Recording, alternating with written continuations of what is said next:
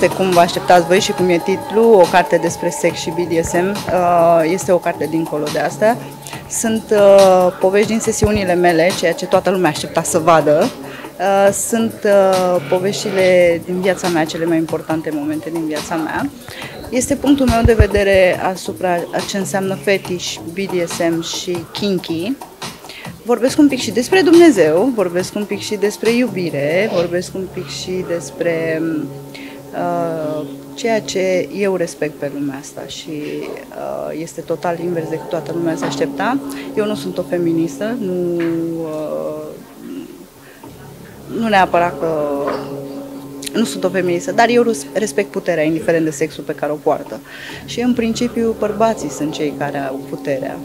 Iar eu am scris o carte să transmit femeilor lucrul ăsta, pentru că este, după părerea mea, este foarte important să plecăm de la respect pentru a putea ajunge oriunde ne dorim noi. Cine va înțelege ce am vrut să spun acolo, avea mult de câștigat.